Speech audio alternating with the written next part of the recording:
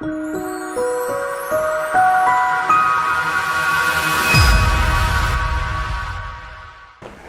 really happy to be back here after 6 years. So I came here in 2011. For those who don't know me, my name is Mark Devraj. I'm from India, though I may not look very Indian. That's because my mother is from England, and also I've married a lady from England. And can you have a picture up of my family quickly?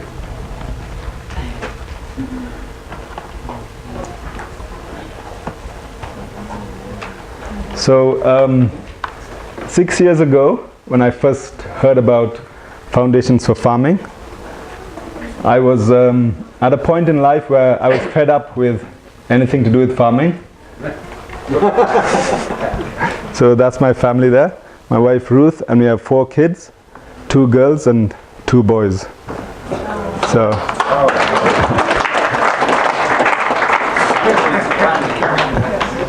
and so I had a point in life where I tried lots of different things in farming. Virtually every aspect of farming I think I had exhausted, and I was looking to don't know what to do with my life sort of situation. And that's when I heard about Foundations for Farming, and I was not sure what it was about, so I came here. And when I came here, I was totally blown away by what I saw, and it transformed my life to such an extent that everything since then has been about Foundations for Farming and how I can possibly help or transform other farmers and people back home in India. So I went back after being here for the extended training and an extended time beyond that, where I traveled around Zimbabwe for a few weeks. So I had a good experience meeting all the different people who are involved with Foundations for Farming in different areas of Zimbabwe. So when I went back, I tried explaining to people what I had experienced and seen, and it's hard for them to understand at first. So we started doing trials and plots and explaining and training. So after, this is in Zimbabwe last time I came. There were the twins here at Westgate, and I had a good friendship with them. So when I went back home, next slide. Can you see? I don't know if you can see it.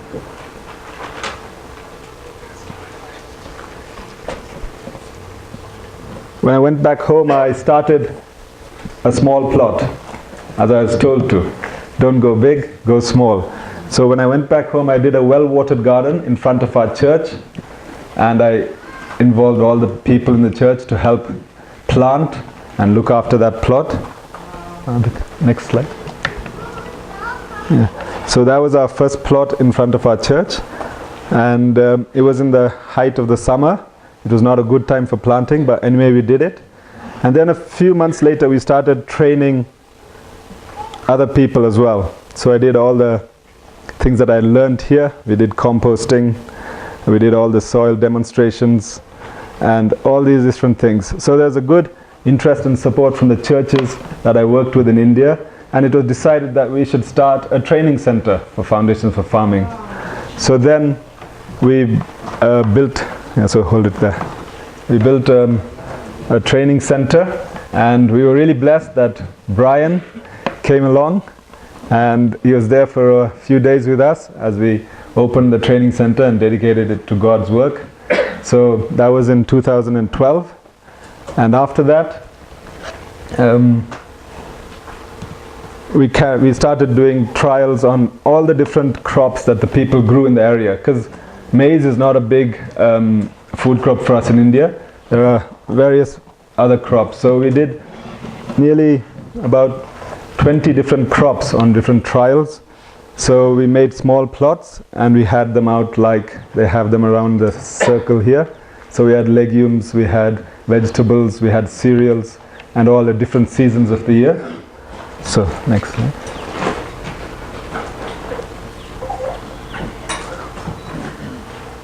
So we first tried, there's some sunflower, some rice, some vegetables and maize, and all these things we did at the best standard we could, and we always emphasized the principles that we learned here at Foundations for Farming. So as time went by, we also went on to try the root crops, which we were at first not keen to try, because we said let's try the root crops last, because we were also afraid of what may happen if the root crops don't succeed. So cassava, or tapioca as we call it, was one of the main staple food crops in that area. So then we did a trial on that.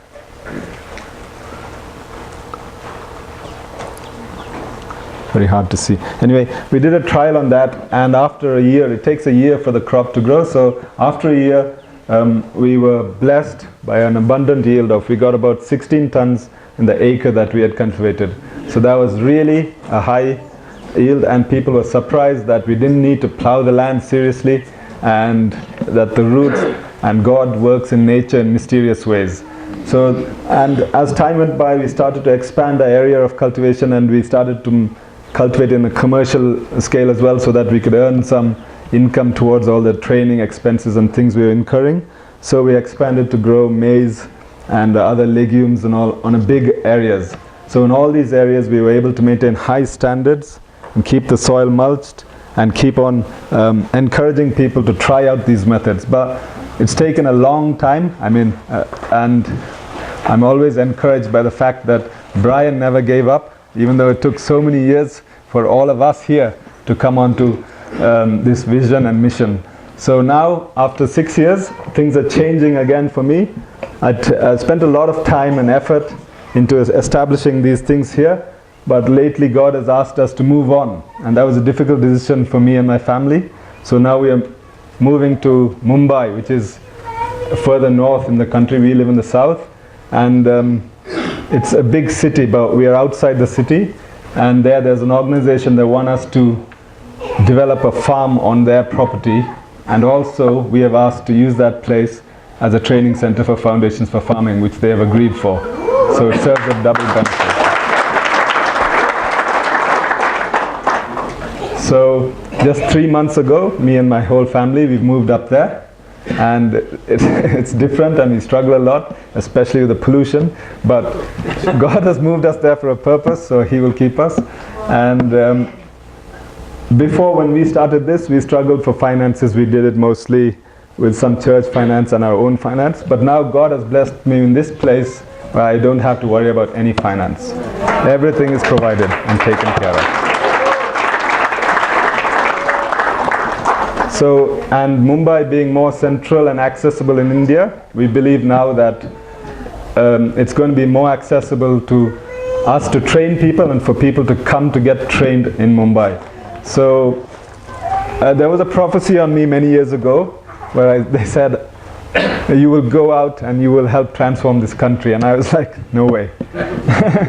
I'm going to be here, I'm happy here where I am, sort of thing. But now I see that God works in mysterious ways again, and I would never see myself move to a place like Mumbai.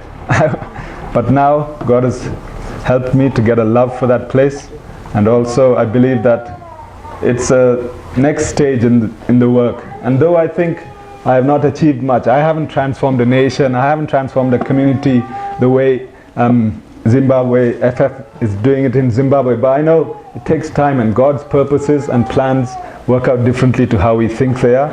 So what I'm doing is, I'm at halfway. So Thompson just said, don't give up at halfway.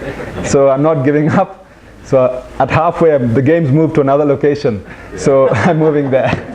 So thank you very much.